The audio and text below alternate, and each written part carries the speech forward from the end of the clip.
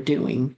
And we need to be able to prove what we're doing. And we haven't usually kept the data for that reason. I think a lot of it from our legal and ethics class comes from us confidentiality.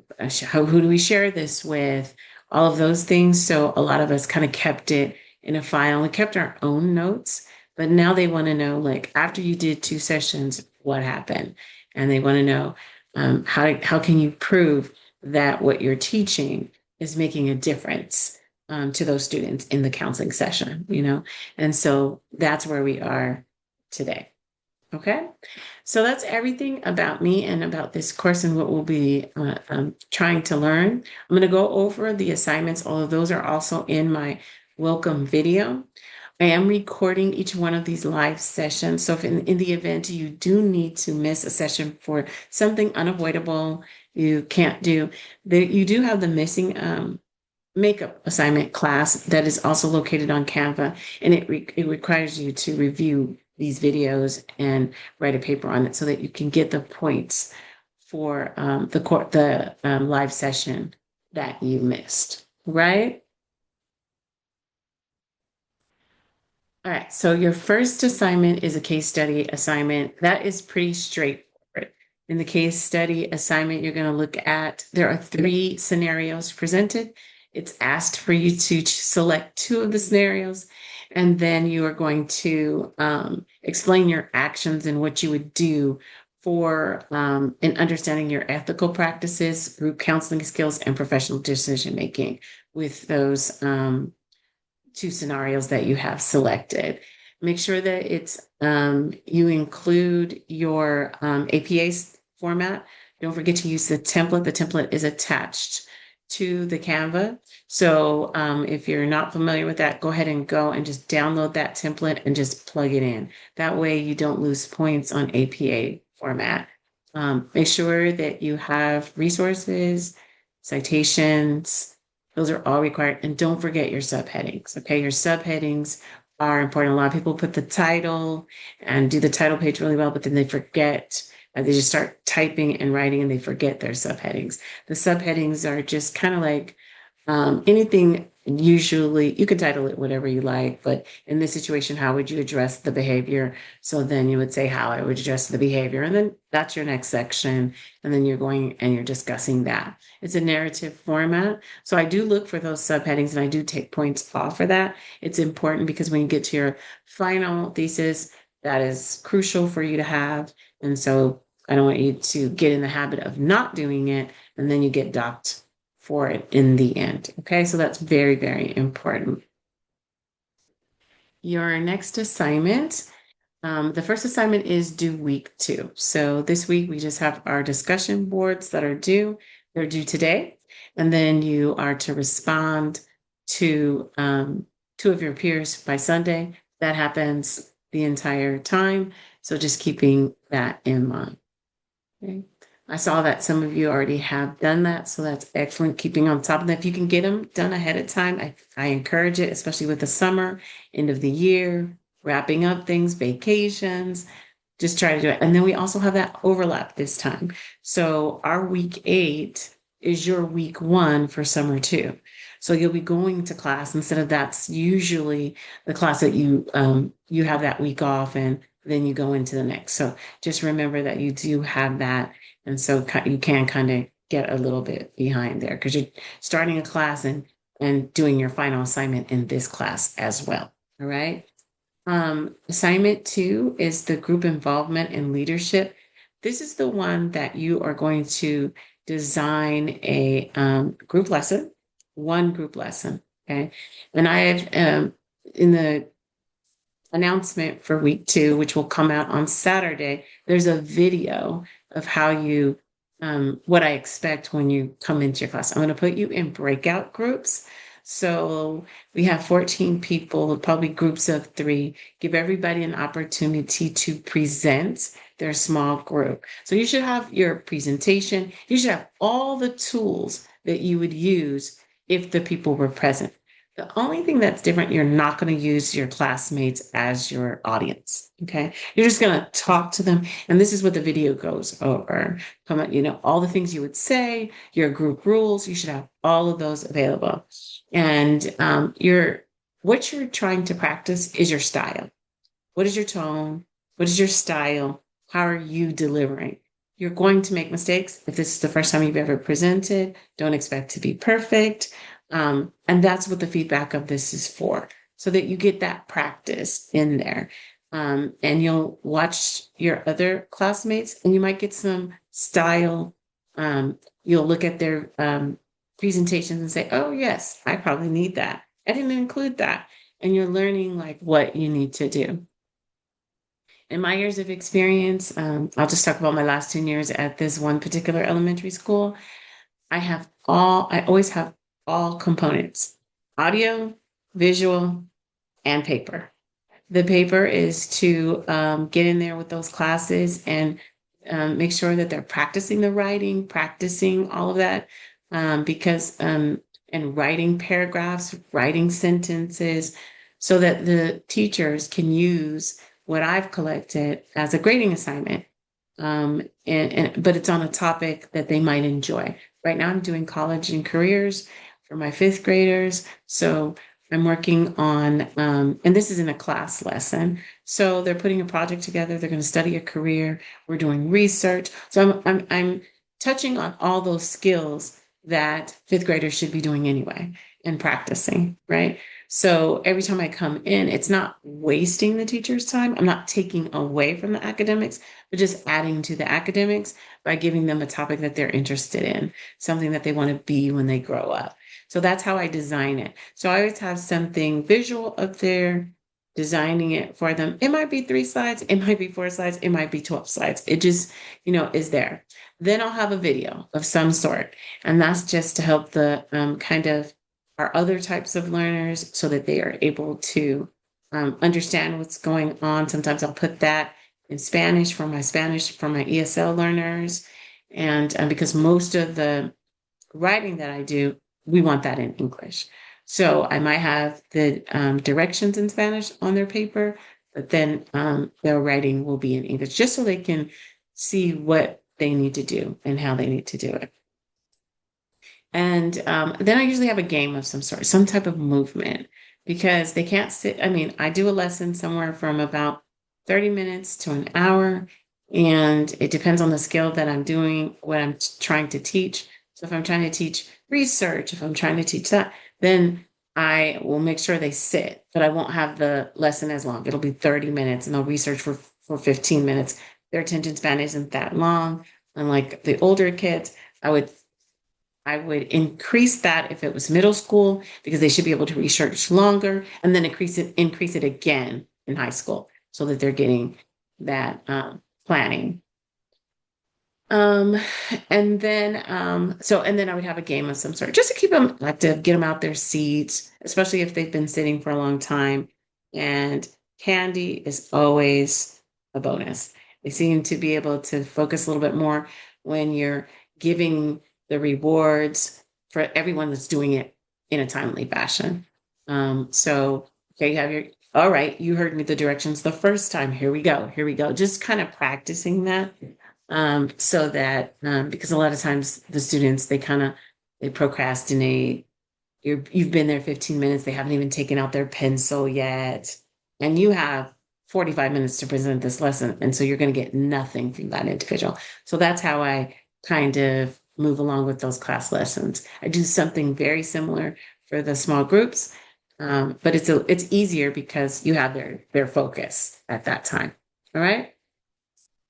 So after you present, and you take notes in your breakout group on the 2 people that you watched, then you will, on week 4, write the reflection paper. So during our in-class session for week 3, you'll do your presentation.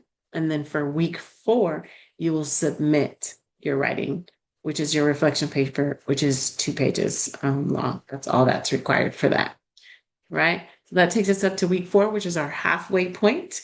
So making sure that you're there for all of that. If for some reason something comes up, you're not part of the, and you weren't able to come to class, something prohibited you from being able to do that, then you need to reach out to me as soon as possible because maybe someone else missed and I can show you, or maybe you can get something out of the recording as well, because it records while you're in the small group too. Okay, so hopefully we can work with that so that even though you didn't present, I will ask you to send me a video of you presenting, but you still need to watch other people in order to write your reflection paper. Okay. Assignment 3 is the group process analysis. For this one, you will choose one of the two options below and design to help you analyze the dynamics or leadership, communication patterns, and effectiveness of a group. Okay. This is the one that doesn't require to be educational. So as we're ending the school year, there's very few meetings going on. So you want to observe a meeting. If you happen to catch that last IEP, that last SST, those are great ones. However, or any other meeting that's on campus, PTO, school site council, anything else that you know that you can see, any club of the kids that you're around, anything you can watch.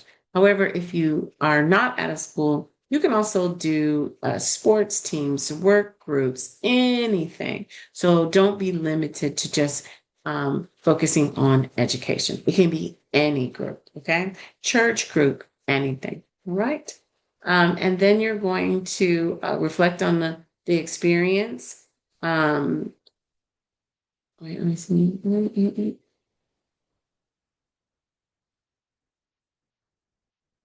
Right. The purpose and structure of the group, the leadership styles, the communication patterns, the roles, who was there, the members, any conflicts, power dynamics, inclusivity, factors that contributed to the group's effectiveness or ineffectiveness. It doesn't have to be a perfect group.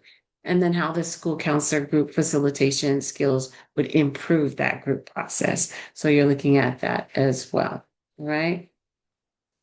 It also gave you a second option of the media base. This is a new part of the group process where you can watch a scene from a movie if you missed a group. And they're giving us all these options because it's the end of the school year and sometimes it's difficult to find a group or we don't belong to a group. So again, those are all available as well using those practices. The paper should be 3 to 4 pages long, APA format, professional academic writing, and maintain confidentiality. Just make sure that you don't identify anybody. Just say, the president, those things. The names aren't important. Okay. And then our assignment 4 is our group session report.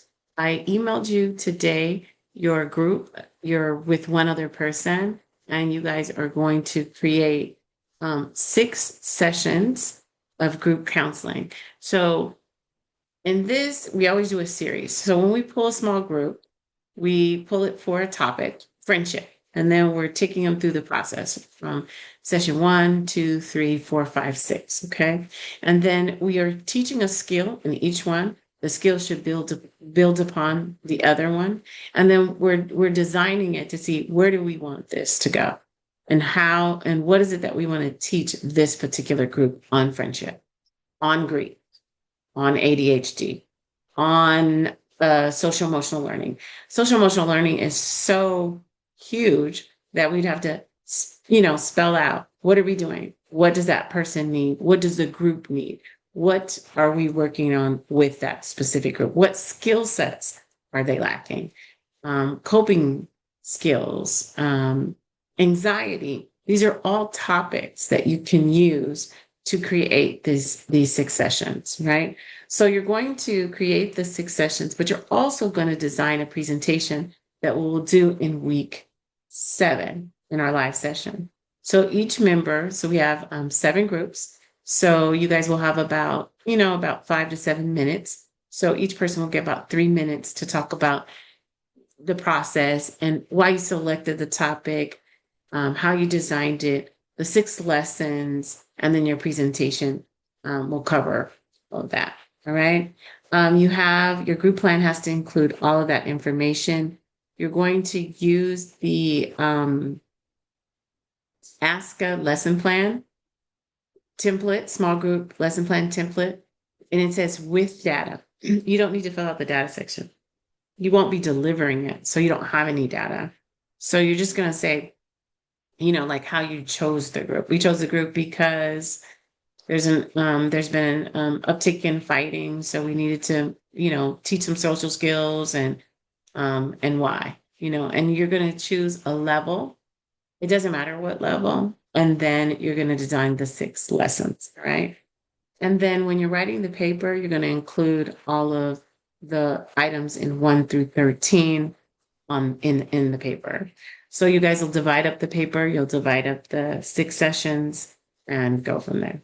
All right. Any questions about the assignments so far? Assignment 5 is your signature assignment. This is the one that you must turn in order to receive a grade in the class. Again, this one is the one that's due week 8. It's due Wednesday of week 8. All the other assignments are due on Sunday, as you're well aware of. So on Wednesday of week 8, you will turn this assignment in, and you're just going to select an article that is talking about group facilitation, group outcomes, cultural considerations in groups, school-based small groups, etc. Anything on the group process. And then you're going to include all of that information, and you're going to do a well-organized 2 to 3 page paper in APA format, answering the questions about the article that you chose. That's pretty straightforward. Okay. So some of the things I would do is just collect my article so I'd have it right away. And then I'm not searching for it that week 8. And then you can just sit down and write your assignment and be done with it and answer all of the questions on that. Okay. Any questions or concerns so far on the assignments that we have? Sure. We have 5 assignments for this course. All right. So again, in the welcome video, it goes over these same exact assignments. So I would like, if you have any questions or you need to go back and review them, feel free to do that and go over if you had questions or this video. You can check this video again when I upload it to the live session. Under week 1, you can go back and review the things that I just discussed here in this course if you have any questions or concerns. Right. Well, welcome to group. If I can give you an opportunity to introduce yourself and tell me what level you're interested in doing counseling, and if you're currently working at a school. Anybody can just kind of chime in. Hi. Oh, sorry. Um, Hello, Professor. My name is Jarrell. I am not currently working at a school right now, and I'm interested in being a counselor at the high school level. Excellent. All right. So if you're not at a school, again, none of these things, there's a lot of opportunities that even though you're not at a school to do all of these assignments. So feel free with that. And welcome to the course. Thank you, Jerome. Hi, I'm Maddie. I'm currently at a school site only until tomorrow, because that's when my work contract is up and my site placement does not start until August. Okay. I'm interested at the high school level, but I've also recently, as I'm finishing my contract in a counseling position with elementary, wanting to consider that as well. Good. Thank you, Maddie. Welcome to the course. My name is Juan. I found the school doing the whole MOU agreement to go work at the school. It is a high school, and I do want to be at a high school, so I'm actually kind of excited. Thank you, Juan. Welcome to the course. Hi, my name is Danielle. I am currently at a high school site. My last day is Monday because they are going on summer, and then I'll be back in July. And I do want to work at the high school level as well. Excellent. Thank you, Danielle. Welcome to the course. Hello, my name is Janae. I'm currently doing the internship at the high school level, um, but I think I still want to do middle school. So, Okay. Thank you, Janae. Welcome to the course. Hello? Can you all hear me? Yes. Sorry, I've just been having issues with my computer, but I think I got it going. So my name's Yesenia. I currently work for the school district. I'm not at one particular school. I do support K through 12. And I am interested. Originally, I started with high school, but now I'm kind of open to elementary as well. Yeah. Thank you, Yesenia. Welcome to the course. Hi guys, Destiny. I'm currently at an elementary until the end of the school year, and then I'll be at an elementary again starting in August. But my heart has been set on elementary, but I'm kind of going back and forth between elementary and middle school. I just feel like middle school is like that perfect right in the middle. So I don't know. We'll see where it takes me. Right. Thank you, Destiny. Welcome to the course. Hi, I'm Jasmine Simpson. I'm currently at an elementary school, but I already have my some internships lined up for summer at the high school level, and I'm kind of teeter-tottering back between elementary and high school. Thank you, Jasmine. Welcome to the course. Hello, my name is Brittany. I work at a high school and I hope to also be a school counselor at the high school level. Thank you, Brittany. Welcome. Hi, oh, sorry. I'm Eric. I currently work at a high school, or yeah, at the high school, and I am interested in high school level as well. Okay, great. my name is Leslie. I currently work as a sub for all grade levels, but Mhm. I try and stay in the high school, middle school grade Mhm. level. But I'm open to any age. I'm Anyways, considering elementary, yeah. all right. Come on in. Welcome, Leslie. All right, so I always say that I started at middle school. I love middle school. And it was a different day and age back then, but I think it's becoming even more so challenging than it was when I was there. And then I went up to the high school, and now I'm down at elementary. I'd say elementary is the hardest working, most difficult group because you're consistently dealing with the parents. In the middle school and the high school, you get a little bit more of the child, and you feel like you're kind of making more progress there. The only thing that I would say about the elementary is you get a chance to see their youth and what happened, because a lot of times a lot has gone on in their lives from zero to the time you reach them. And middle school, you're just thinking, why is this child so angry? Why is this child? And, I've just seen so much trauma in elementary that it helped to explain what was going on in middle and high school and why you found, you had this student who was totally deflated, lacking motivation, not wanting to, school wasn't important anymore. And so, that's where the real work begins because you've got to change all of that in order to get the most out of them. So, and sometimes, you know, they don't share their path and the trauma that they're experiencing. They try to mask it and hide it. And so you really don't know how much support they truly need. So, that's what elementary has taught me. And so I would, if I were had the opportunity to go back to middle, I do it completely different than I did when I first went in, not having all this experience and knowledge, what sometimes they're going through. All right, I'm going to get into my lecture. I'm going to start with lecturing for our first two chapters. Share my screen with you all.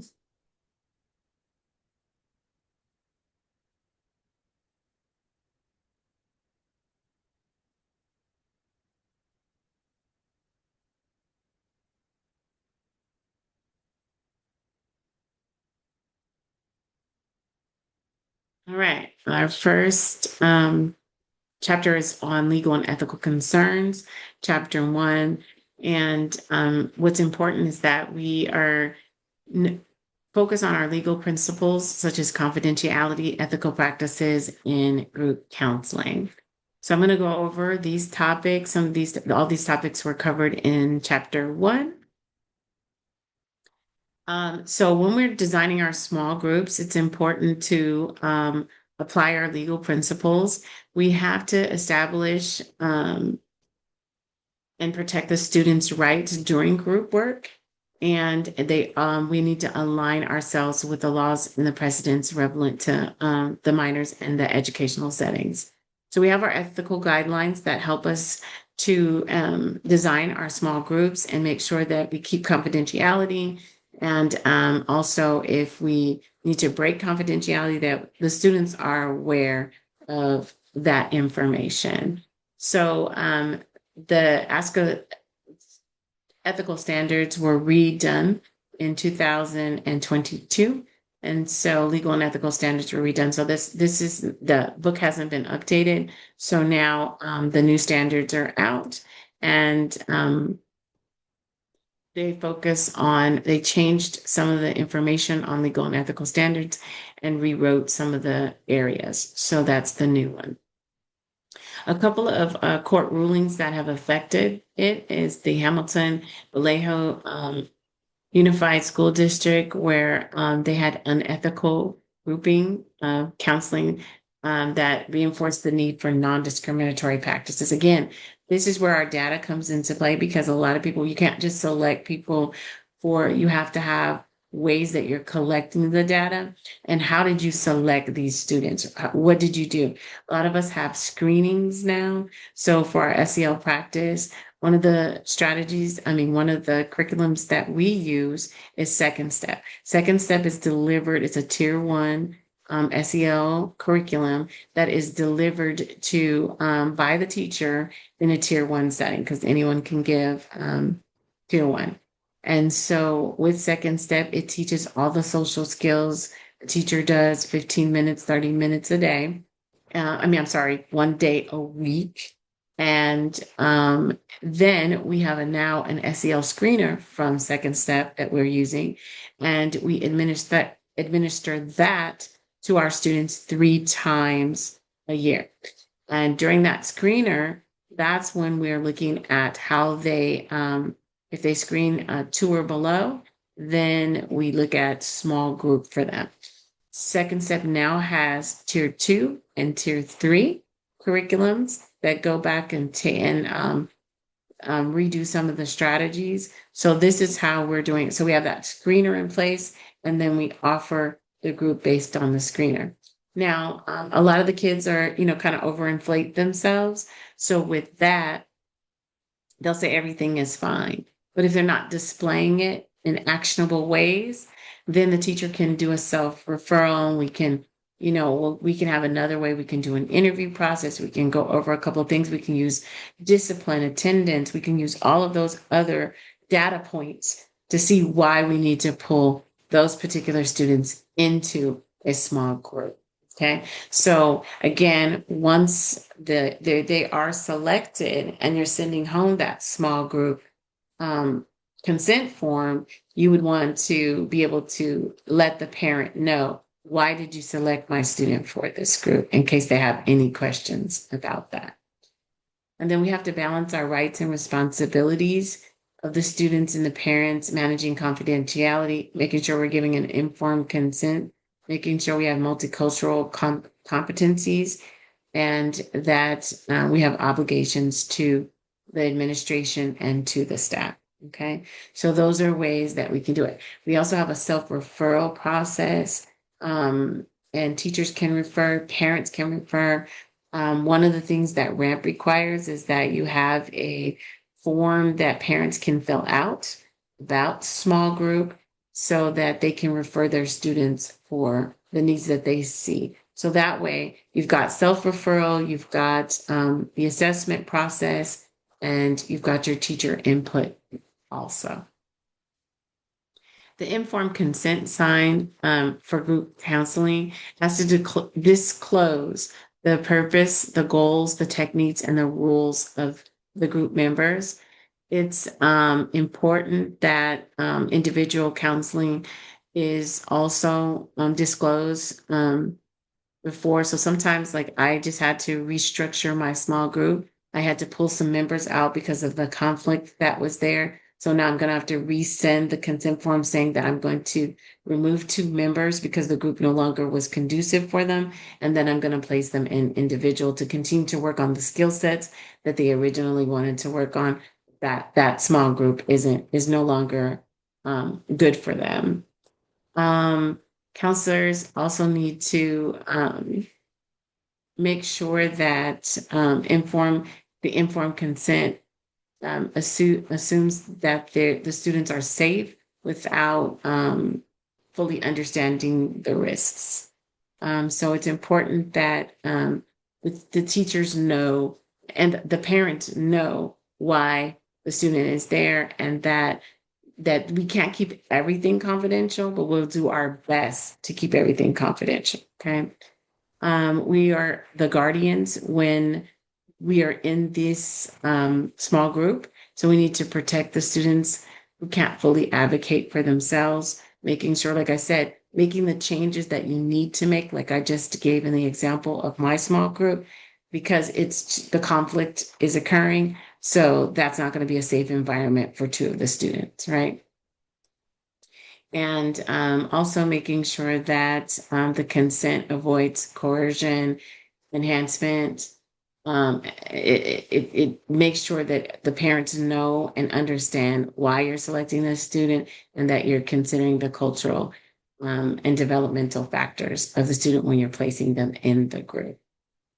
Sometimes we'll want to design a group to teach one student a skill set because they're lower, and we think having other kids that don't know, I mean, that have the skill already and want to model it, that's a good idea, but that's not ethically, you know, uh, appropriate. We want to make sure that we have people that are more alike each other and they're lacking the skill so that we can teach the skill and give it to the other students.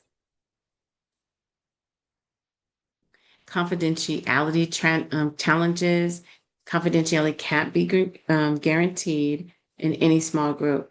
We can just only make sure that it is a rule of our group and that we explain it each and every time. I go over group rules at least the first 3 to 4 sessions. I go over the definition. I ensure that they understand the rule and really talk about not taking the information from the group into a classroom, on the yard, or any other places. We have to communicate the confidentiality. There's three ways that we cannot keep things confidential. If you're hurting yourself, if someone's hurting you, or if you plan to hurt others. And that has to be established at all times because you're talking about keeping things safe. But then if they reveal anything like that in group, you have to let them know and pull them to the side and let them know that you have to contact their parents and so on.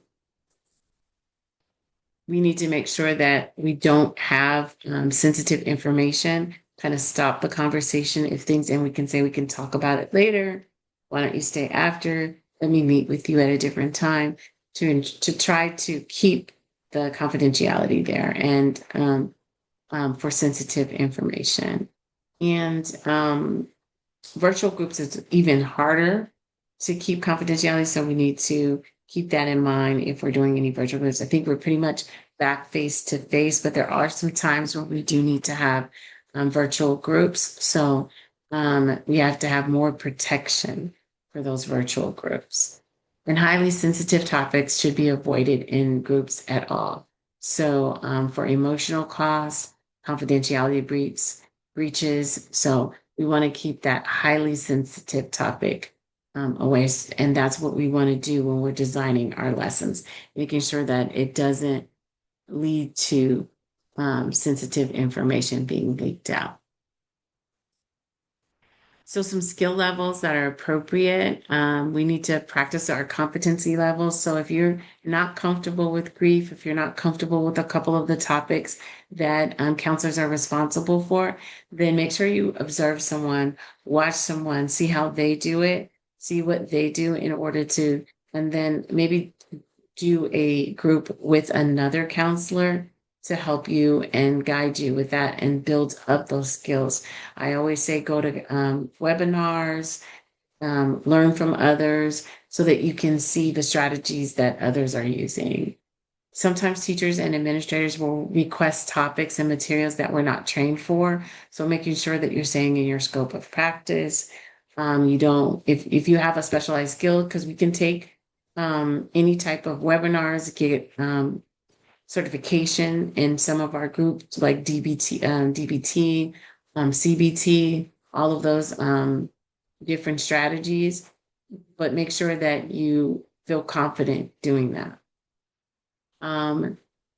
Certain topics are inappropriate for school settings and require additional counseling training. So make sure that you're just sticking to those topics that are appropriate for school. We can't address every issue. So we need to recognize that there's limits to what we can do. We're averaging about 6 to 8 sessions, but you can invite someone back another 6 to 8 sessions and do a part B or a part two of a topic and invite that same student if you feel that that student might need more supports in that area.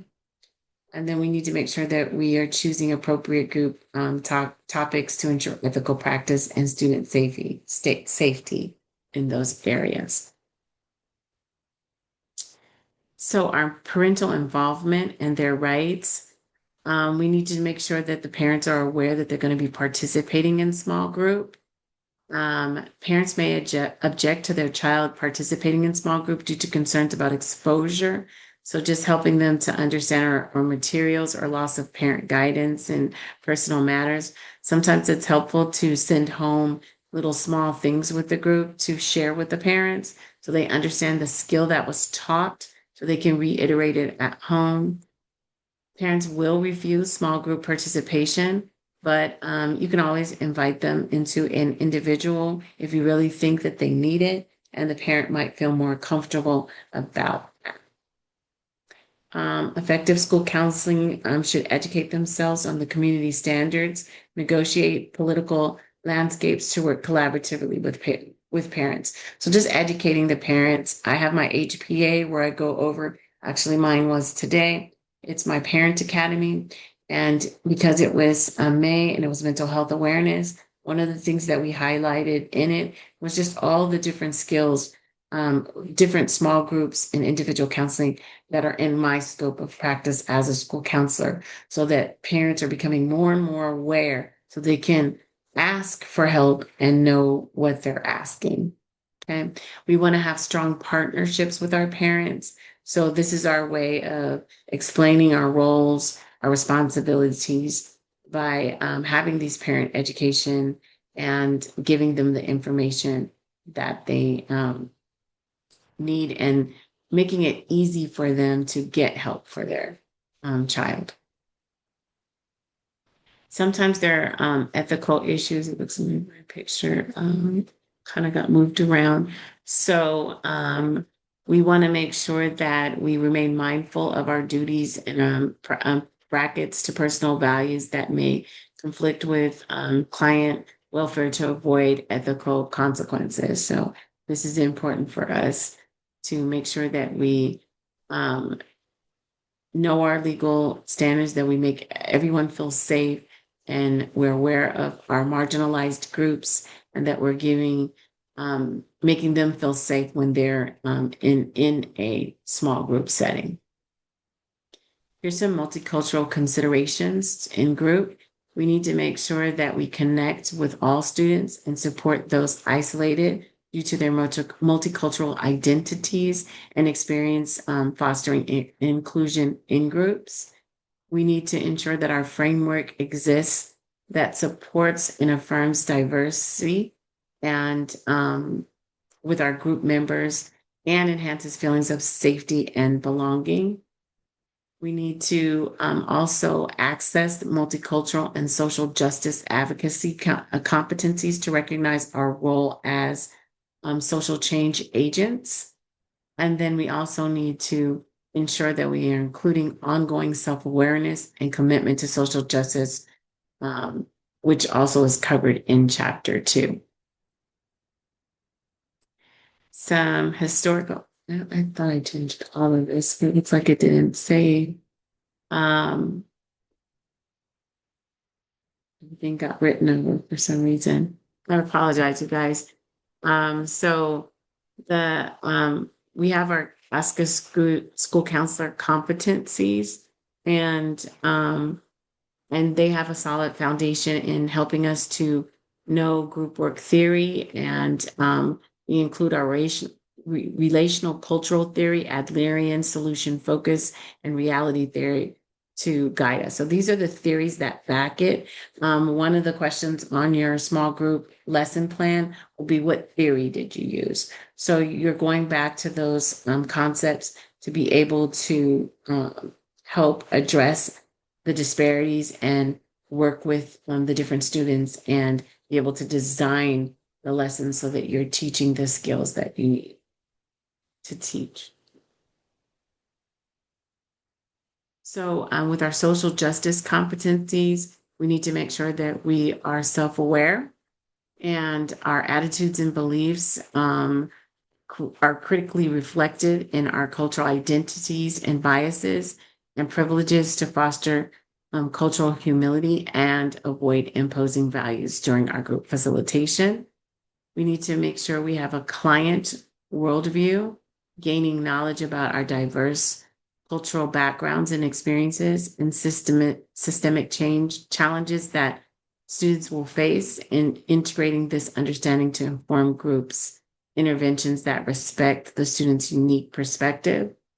We need to have a relationship that builds trust, safety, and cohesion among group members.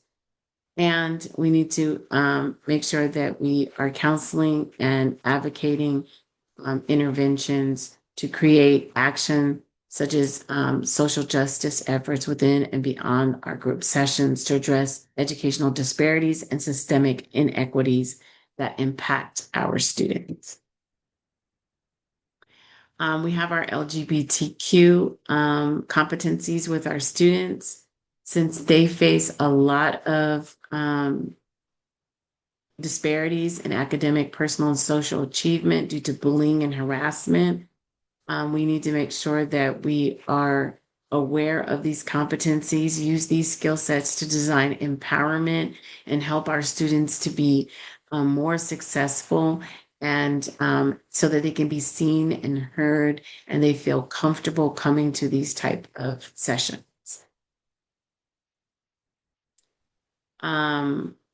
So we need to make sure as social justice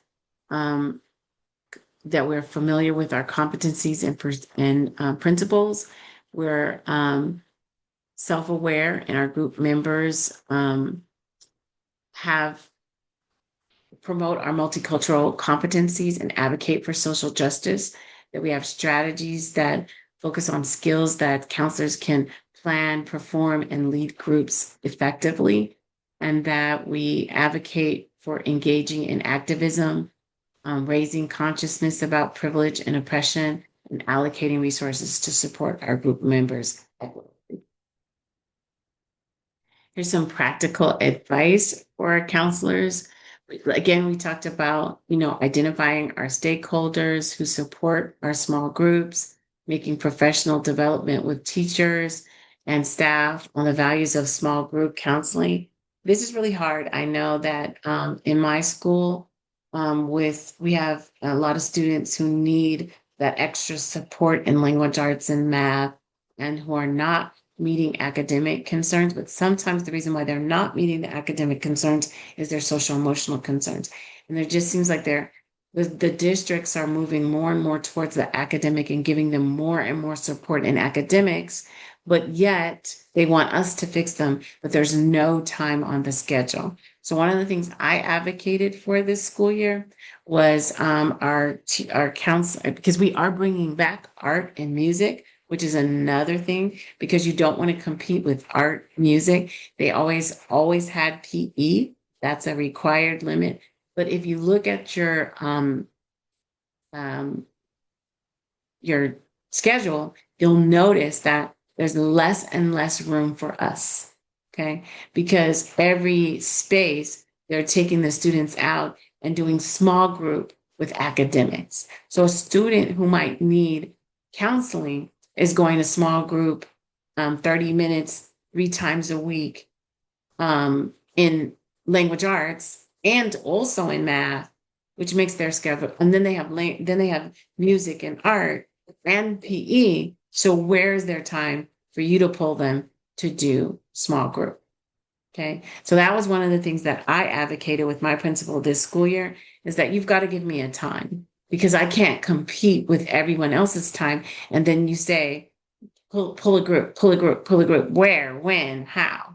Because you might have members that fit that group. You might have a third grader, you might have a second grader, you might have a fifth grader, and their times don't align. So it becomes very difficult.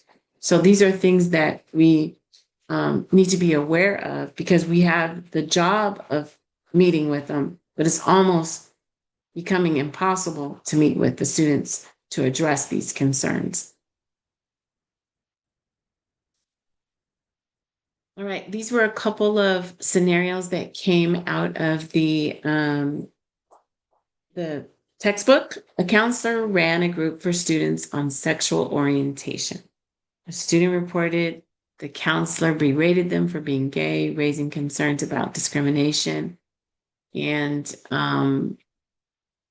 so what would happen there? What would be the ethical challenges in that particular group?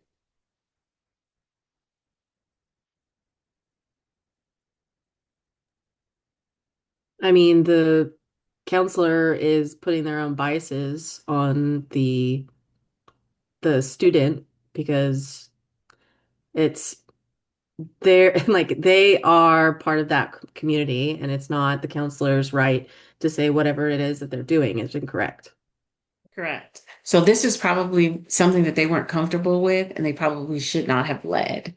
This is something that they may have needed someone else to come in, because the purpose of bringing this particular group together would be to make them feel welcome and belong in that community, and how they feel, so they can feel protected in that community. And now with this person's biases, then now they no longer feel welcome or heard or seen on this particular campus. Another case involved the breach of confidentiality in a group for incest survivors, causing a widespread gossip. So, what went wrong here? It sounds like someone in the group uh, kind of breached that confidentiality and started gossiping outside of the group. Right. And one of the other things is, this is too sensitive. This should not have been taken on by a school counselor. This is therapy, right? So if they're incest survivors, they needed more than just a group that came together and bonded them based on that. That information was too sensitive, right? And what was the counselor going to actually teach? Can anybody see anything that they would have been teaching in this to help them come out of this? I'm not seeing a topic. Anybody see a topic? No, this is therapy, right? This I was is gonna say, if anything, they might be re-traumatizing them and not absolutely have the skills to, you know, to help them at the moment.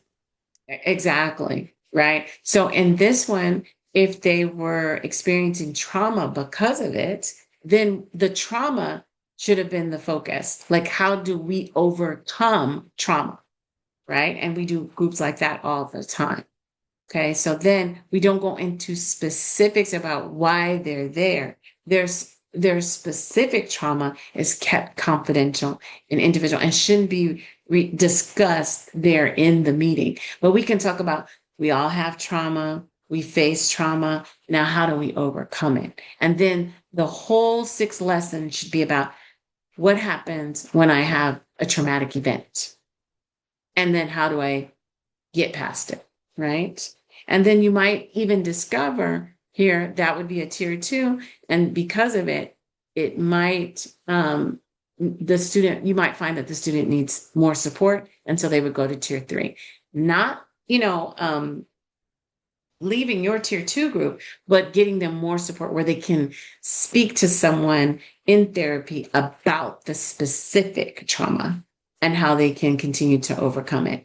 And then taking those two together and having both of those together. So they have someone outside of school, and then they also have someone within the school who understands that they've been through something very traumatic.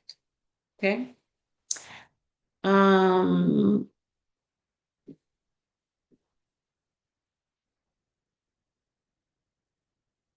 I kind of covered that already. All right.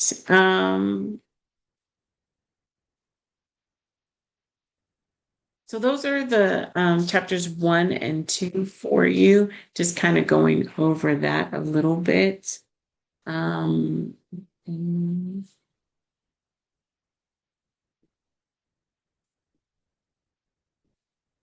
all right. I have a video that I'd like to show you in regards to since you guys, I picked 2 and I wanted to, it's a webinar, and I'm going to just kind of present a little bit of the webinar on college planning, how to design a small group on college planning.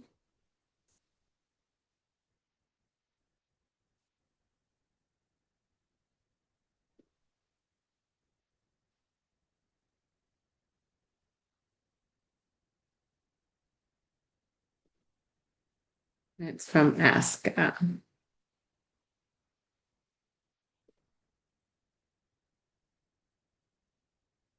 right, go.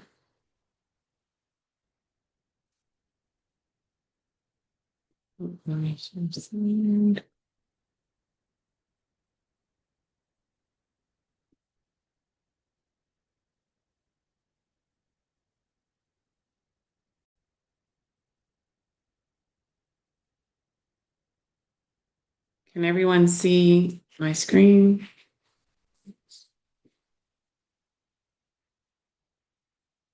Mind-blowing new information. I just really enjoy sharing things that I've done that's worked for me and things that have made my life easier. I am definitely a work smart, not hard type of person. So my goal and my prayer is that you will take something from the webinar that will help make your life easier as a school counselor. Okay, so the learning objectives for the webinar today.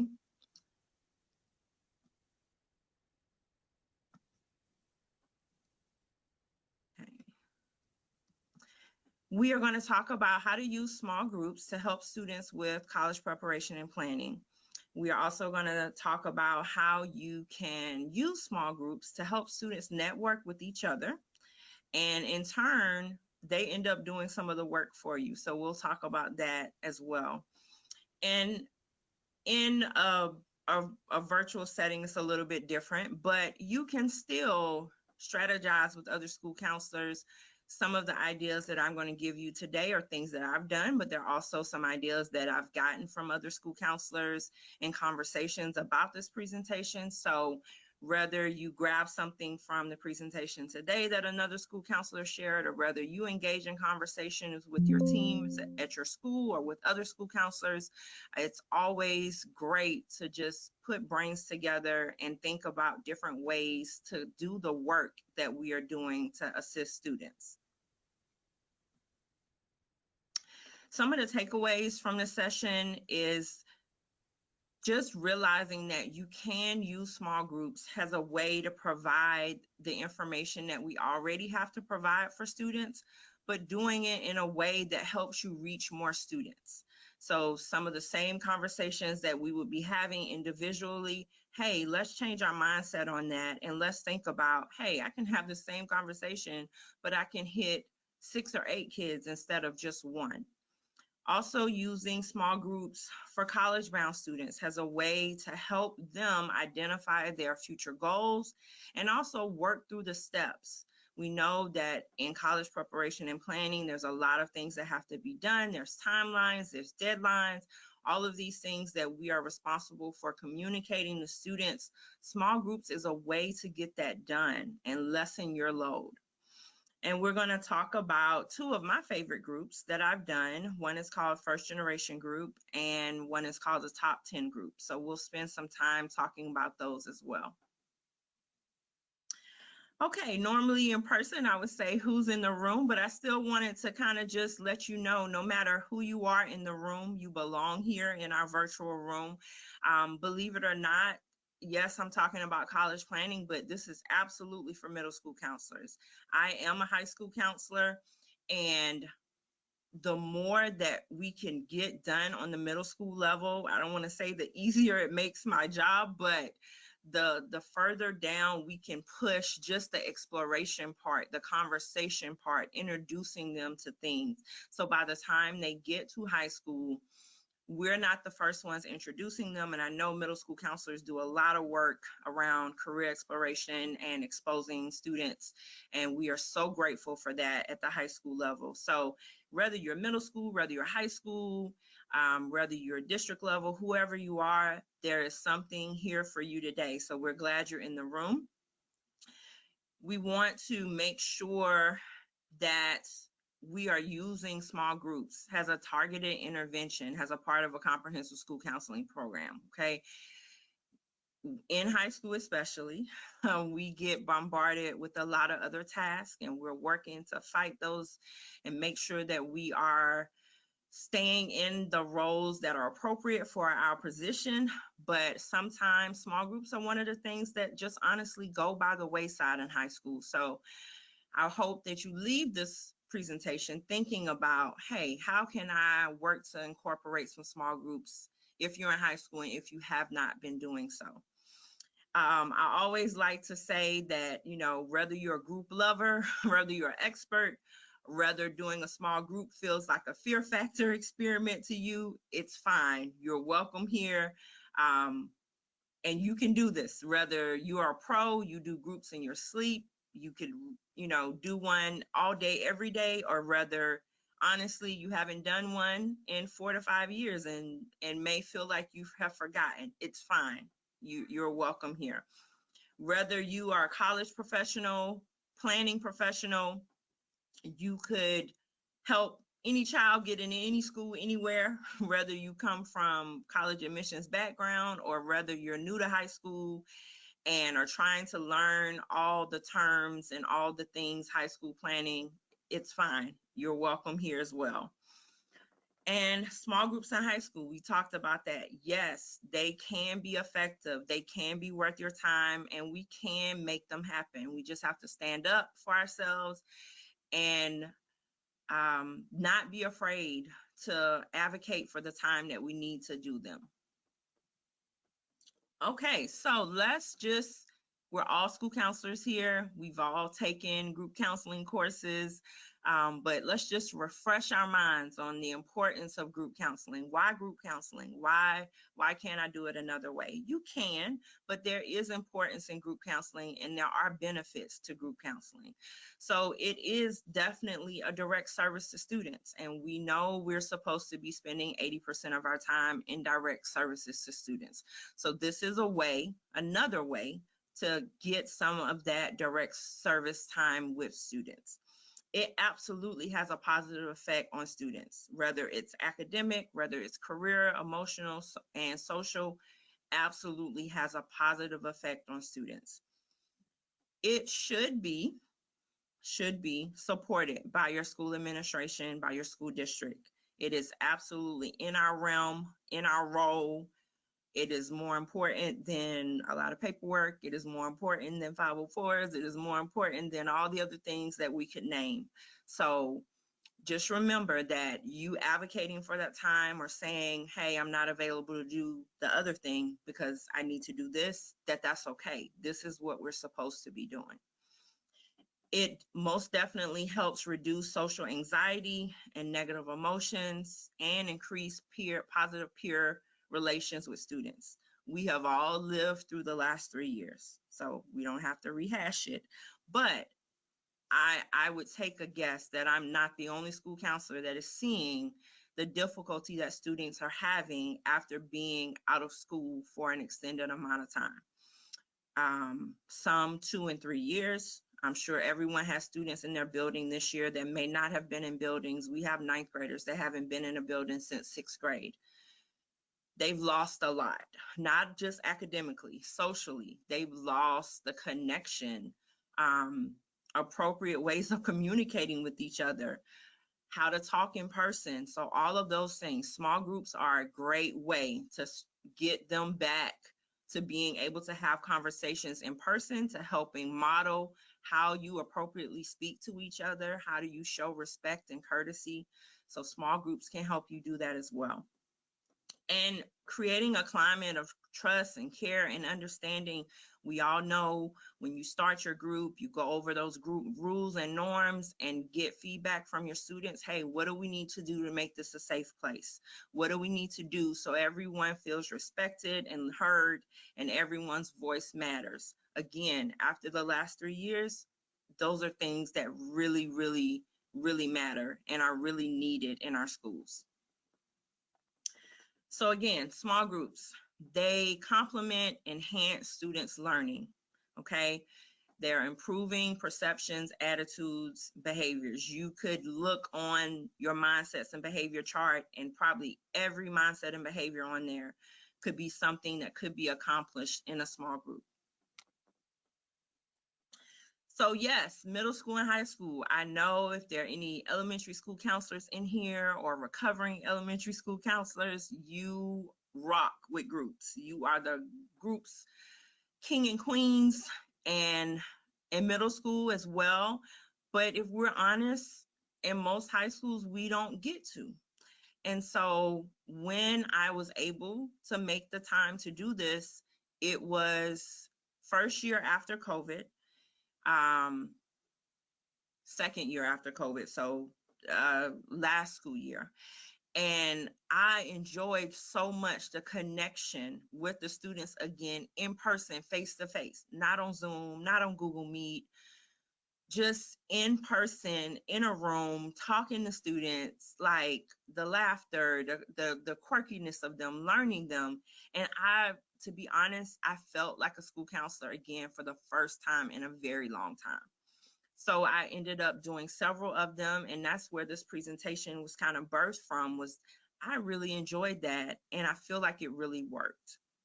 So middle school and high school students absolutely long to know you.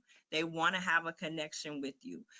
We know our lives. I'm currently in a building. I currently serve 330 students, which, you know, there's definitely schools and counselors that serve way more than that. I understand that, but I also know that, you know, if I was around that 250, I feel like I could be doing a lot more. So again, we work really hard in high school to try to very quickly form relationships, to gather information about students, to make it feel like they're not strangers, we're not strangers. Small groups is another way you can do that, to build some lasting connections with those students, to have some time with them so they get to know you. So just remember that. That's a really important, they want that. They want to know, they want to feel comfortable coming and talk to us. They want to know who we are. You can use groups to help make that happen, especially in high schools. And we know we are still fighting 20 years later. It's 20 years. We are still fighting to get rid of the G word. Small groups can be a way we help fight that battle, okay? The more teachers, administrators, students, parents, the more they see us engaging in direct services, in counseling, in core counseling lessons in classrooms, the more they see us doing that, I truly believe we can kill the G word for good. We can kill it for good. So small groups, especially in high schools, having students see you in a different light. You're not just looking at their schedule. You're not just looking at their transcript. You're not just talking about grades. You're talking about other things. It will help change the perception of who we are. And students need positive peer relationships. We know that. We know that they need that. And in small groups, like I said, you can model how those relationships would be, how you have respectful conversations, how you can have a respectful disagreement. They need to be modeled that. So when they leave us and they're in the workplace, or they're in a post-secondary institution, or they're enlisted in the military, they will have the skills to be able to interact with others. So why groups for college planning? No, we all have to do college planning. Okay, I get why groups are good, but for college planning, tell me more. Okay, I will. They do work for college planning. So am I the only one who does? I'm in a state where we call them individual graduation plans. You call them all different things, senior meetings, junior meetings, but we have these meetings, whether they're a whole group, whether we go into senior classrooms, all English classrooms, or the social studies classrooms, whether we're meeting with students individually, like my state requires, whether you're doing, small group meetings with like students. We all meet with students. We all share pertinent information that they need to have, deadlines. Hey, this needs to happen. This needs to happen. We all do that. And then what happens? Who else? You get the emails. What did you say? Or how do I do this? Or, hey, I'm emailing you. Can you send my transcript? I told you that's not the way transcripts get sent. You don't email to request them. There's a way to send them. So I'm sure I'm not the only one who has a process for everything and lays out the way that it should go, but yet and still you may be bombarded with emails or phone calls, or parents, even in their best intentions to help. So what's a way to kind of limit that secondary attack on you, is what it kind of feels like. You're like, I already went through this. We had a senior meeting. We had a senior meeting. We invited parents. We recorded it. We posted the recording. We posted the presentation. We gave them all the links. What's a way that you can kind of help with that? Small groups. So even though we're doing all these things, you could be doing all the things you're supposed to be. You could have all the resources provided. There are going to be students who need additional help, and we have to be okay with that. I am a huge advocate for first gen students because I am a first gen. I'm a huge advocate for them. They need more help. So you are going to have students that they could have attended everything you did. They attended FAFSA night, they attended senior night, they attended everything, but they still need more. And we have to be okay with that. But we also have to realize that we're spread thin, and it's one of us, or, that's responsible for that caseload. So how can you help those students get more and still manage to complete your duties as well? Small groups is a way you can do it. How? It addresses the same questions. So if you have a group of students who need tier 2 support for college planning, they need additional. That senior lesson in the classroom, that senior night at night, even the individual meeting, they still need some assistance to have a plan and to work through their plan for post-secondary. So, hey, who are these kids? Maybe you have 10 kids that are going to need some extra assistance. Instead of you meeting with those 10 kids again one-on-one, or dealing with their 10 emails coming in or the phone calls, grab those 10 kids together. Hey, we're going to spend a couple weeks and we're going to work through this stuff together. It works. Dedicate based on your schedule. Everything I'm sharing will look different in every building. So this is a blueprint. You take and adjust as you need to in your building. Ideally, you want to try to map out 30, 40, 60 minutes, focus minutes with those students where you are uninterrupted. That is protected time. It's on your calendar. It's on your shared calendar. Your department knows, hey, Thursdays, from 9:30 to 10:15, untouchable. I'm unavailable. That's my group time. We know emergencies happen. We know all of that, but having that be a priority for these students. What will you get out of the small groups? I guarantee you will see increased outcomes with your students. Their college acceptance, college application rates, college enrollment, their FAFSA completion, SAT and ACT scores increase, and just the amount of students registering for them.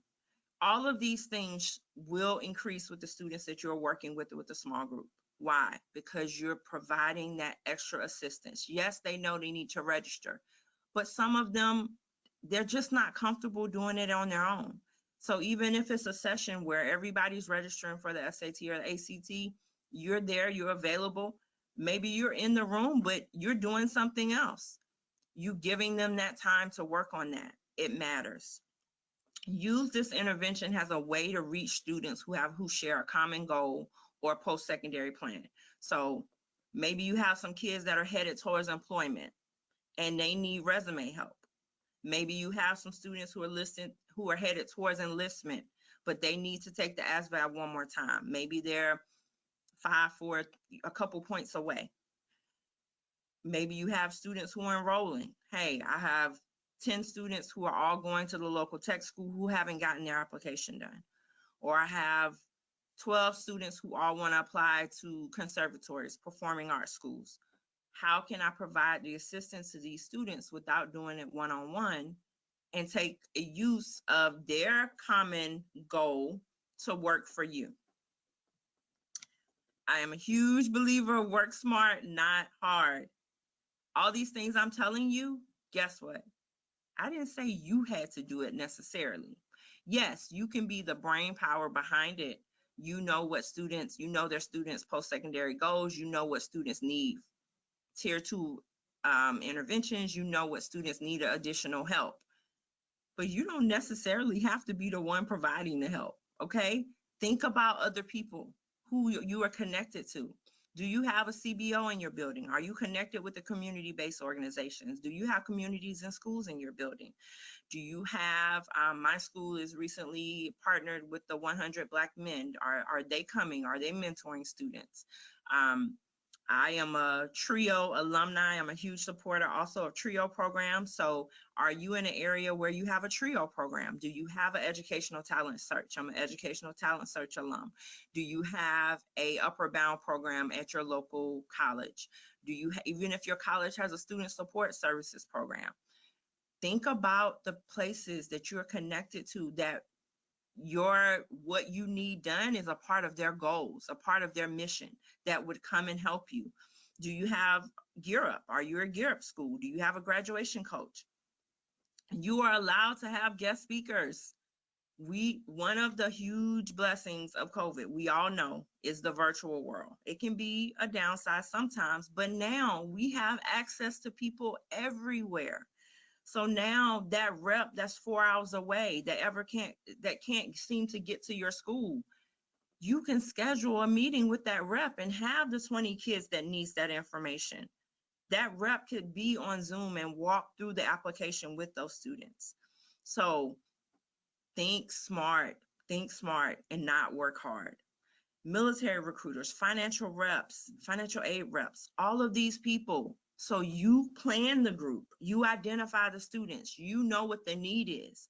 You find the space, you find the time, you find the kids, you do the legwork. But the actual group sessions, I never said you had to do all of them yourself. You are allowed to get creative and innovative, make it work for you and your students. Figure out what your students need, figure out how you can get it done and still get everything else done that you need to get done. So some types of groups.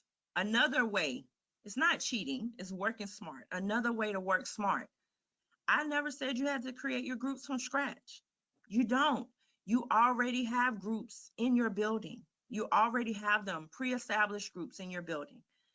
Your National Honor Society, your Beta Club. Yes, those are high-flying kids typically, but don't overlook that those students may need help. I will be very careful to not ever do that again, thanks to my valedictorian from 2021. Um, she was amazing. And from looks of it, you would not think she needed anything. She needed a lot. She was a first generation student, a first generation Asian American young lady who was brilliant. But there were a lot of things that I would have never have expected to have to help her through. So don't overlook kids just because they're in that top part of your classes, okay? Also, your fine arts students. I'm at a campus now where we share a campus with the Fine Arts Center. So I've learned a lot in the last 3 years about conservatories and performing arts schools and the application process for those. They can be very intimidating, require portfolios and auditions and tapes, require a lot. Hey, do you have a group of students that are doing that are headed that way? Make a group of it. And I don't have all the answers for those students, but I know who does, the people that work for those institutions. I guarantee you they will help you. They will Zoom in, they will come visit, they will run a group session for you. JROTC, any students, military bound, military recruiters, if you are not using them, please, they will do almost anything to help you. And a lot of times they have money. They have money and they will pay for stuff. Athletic teams, we know NCAA, the eligibility center, all of that. Do your kids know about it before it's too late? Do they know about it? So grabbing them in 9th and 10th grade and making sure they know about that 6 semester rule, making sure they know what can't happen after semester 6. So these are just some examples of groups that are already in your building that you can tap into and see what the needs are for these students. So again, you are helping to address repeated questions with a group of students who all need the same assistance, but you're doing it smarter. Instead of getting 7 emails, you're literally putting aside 30 minutes for that group session on whatever the topic is, and everybody's good. Everybody got it done. Everybody's registered for the eligibility center. Everybody's registered for the ACT, whatever it is, instead of you having to do that 7 different times.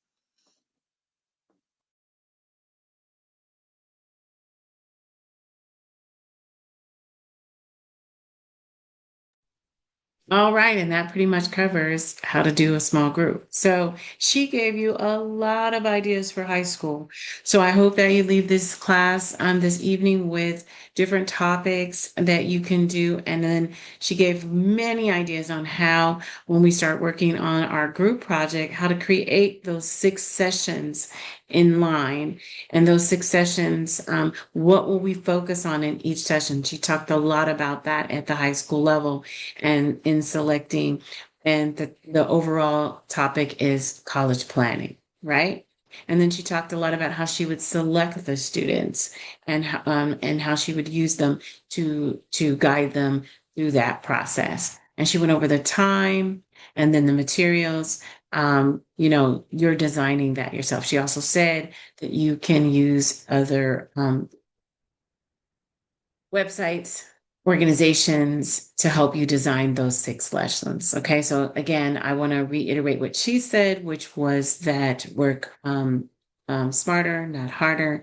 You don't have to design your own lessons. You can, and this goes for our assignments as well. It is not required that you create the 6 session lesson that you'll do as a group, and then also your practice lesson. You can do something that is part of a curriculum. You can do something that has already been done, or you're using some materials from there, or you can exchange whatever you need in order to design those sessions that you'll be doing in this course.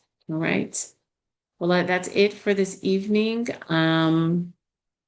I hope that you guys got a lot out of this class today, and I will see you in week 3, and you'll be coming in prepared with your presentation, ready to go. I'll put you in breakout groups, and in those breakout groups, you'll have an opportunity to present your lesson. Again, the video will come out for you to show you the expectations. You'll have all of your visuals. You'll see in that video where the person is presenting their group lesson and pretending like there are people there that she's talking to, but not necessarily needing your peers to answer your questions.